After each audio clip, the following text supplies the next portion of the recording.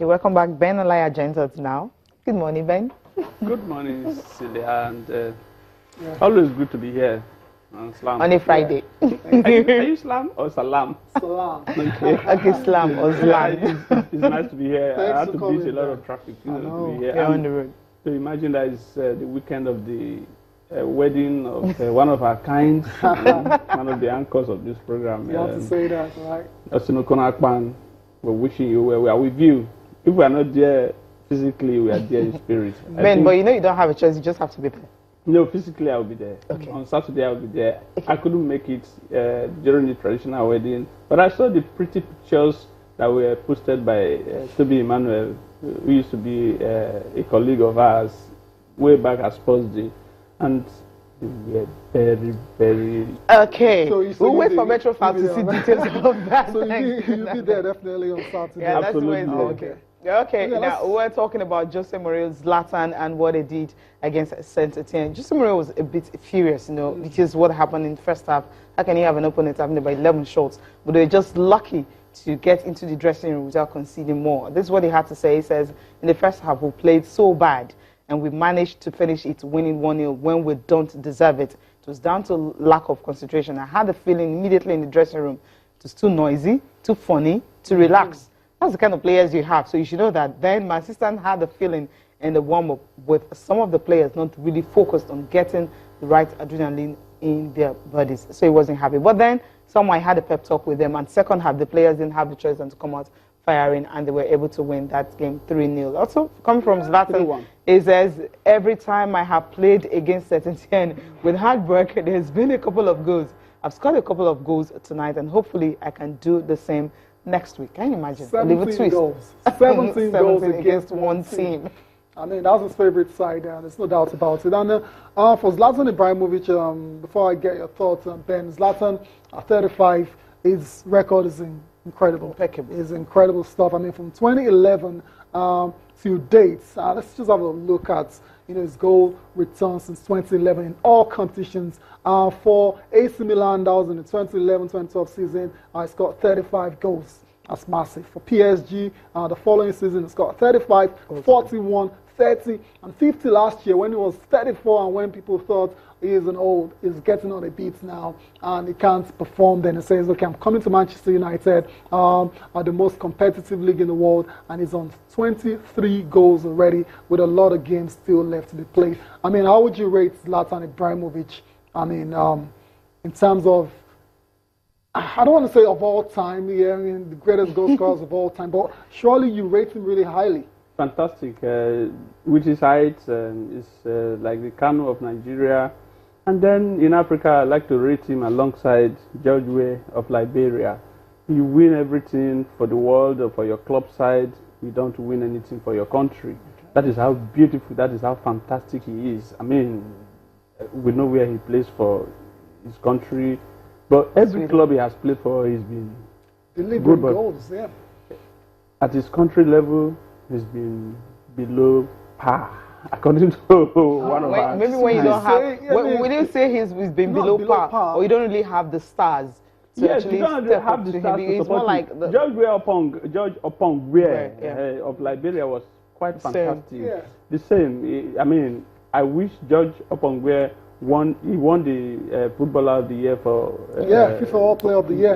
The only African to have done that is from Liberia. I wish he was a Nigerian, and so on and so forth. We can go on, but for me, I think that he has done great at club level, but at national team level, he did great. But then he's the top scorer for Sweden. That's the thing. I mean, you have to be fair to him. Sweden are not the biggest side in Europe, so there's only so much you can do. I think there's nothing to emphasize more. At club level, it's fantastic. But for the Swedish national team, you can score all the goals. But if you are not going to the World Cup and going to the second round and going to the quarterfinals and winning the Footballer of the Year, even if it is I get your point. Ronaldo goes to the World Cup, he comes out clean, and he's won the European Championship now. And I mean, every World Cup now he goes to a level, and I think that's where we should go.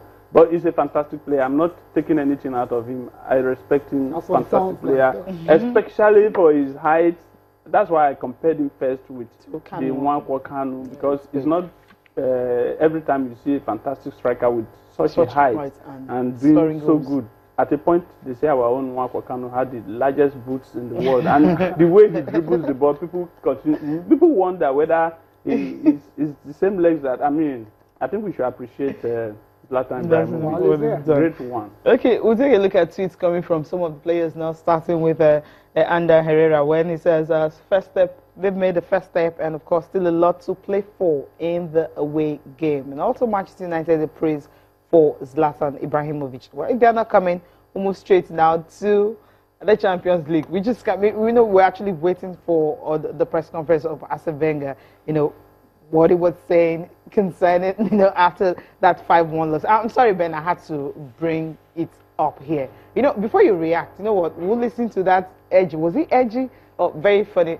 Not edgy. Was it funny? Okay, we'll listen to Arsene Wenger. After the match, he wasn't. You say his face. He really looked defeated. When he was talking to press after the game against FC Bayern Munich. It was a bit a strange game because I feel in the first half was quite. We played quite well, and we had 2 good chances just before half time, and. After we got a few blows, the first to lose Koscielny, and after we conceded 2 goals, 53, 56, especially on the second goal, we were really badly done because it's corner for us. We have 5 players in the box, and there are 2 balls on the pitch, and they start the game, and we concede the goal. The real problems we faced was after the 3rd goal, I felt, because we lost our organization and we looked mentally very jaded and very vulnerable from that moment onwards. And after the last 25 minutes was a nightmare for us because we looked like we had no response. Arsene, the loss of Laurent Koscielny was obviously significant, but clearly it shouldn't have had the effect that it had, should it? Look, of course, but if you ask me, would I have loved to keep Laurent Koscielny on the pitch? I would say yes. And after that, it's difficult to measure the real impact. The fact is, we have to cope with the result, and no matter what we say now, anyway, it will be turned in a way that is detrimental to us, and because we have an extremely bad result tonight. Arsene, you say that the players look mentally jaded after the 3rd goal. Why would they look mentally jaded on the biggest night of the season so far?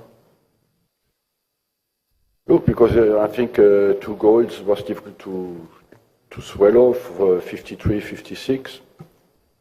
Even if I think we have to analyze that, but it looked like that from outside that we lost our organization. Not only did we lose our centre back, but after the 3rd one, it was a combination of mental and as well organizational, because before that we controlled them quite well. Okay, Ben, you were just saying he's always saying mentally jaded, tired and all that. That he's not really doing anything about it. I think so, because look, for the first time I was talking to some of the supporters in Nigeria that I know of Arsenal FC, and they were like, Tom, how is it going to continue like this? Every season we play 2nd fiddle, 3rd fiddle, 4th fiddle, at times 5th fiddle, if there's anything like that in the English language. And we are talking seriously about football. You see, if you can no longer get it, even in any job you are doing, give another person a fresh opportunity or an opportunity to come and do it. Because what we are seeing now is, gradually we are seeing a Wenger who is suddenly becoming bereft of ideas about how to take the club to the next level.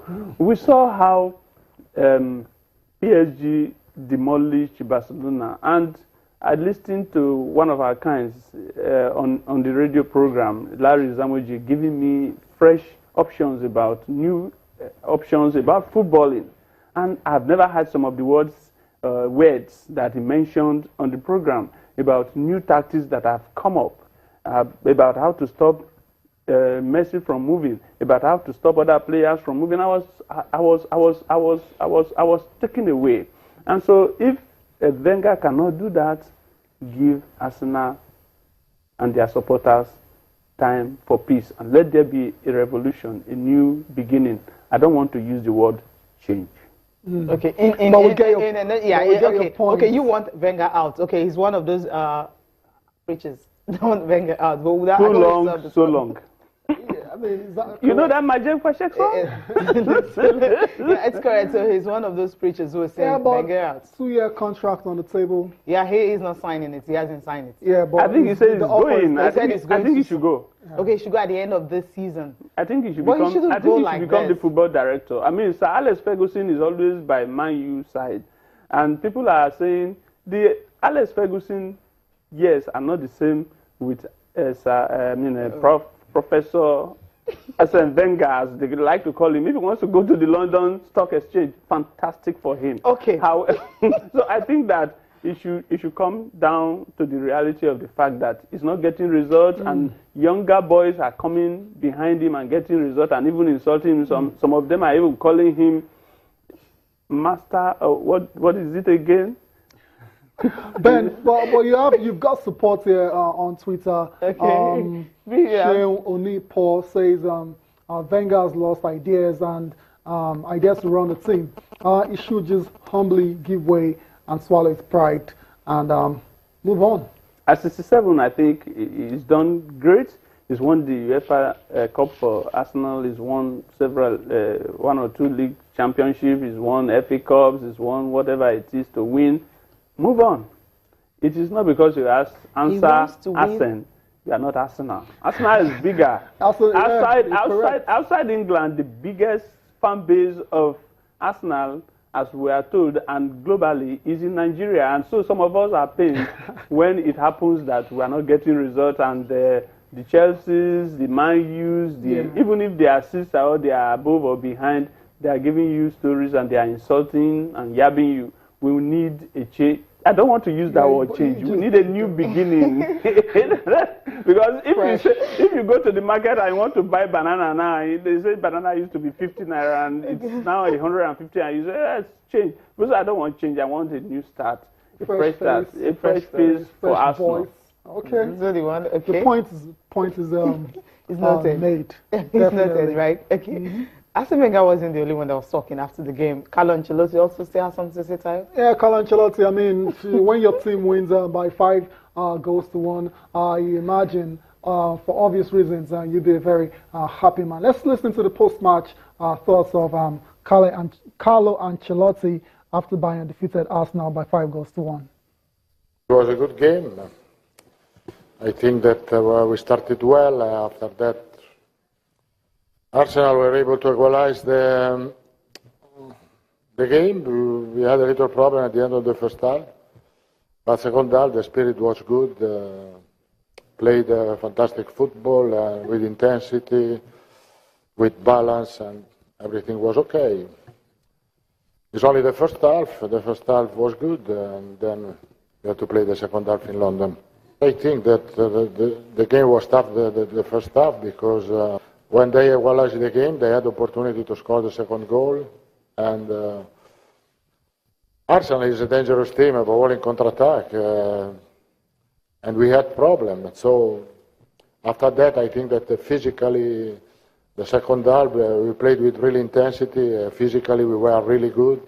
For this reason, I think we had a good control. We played really well. Maybe was the best today. But as I said, it's not a final. We have to play a second game, unfortunately. Arsene has a lot of experience, and he has the experience to manage this moment, this result, and to look forward for the next game. It's only one game.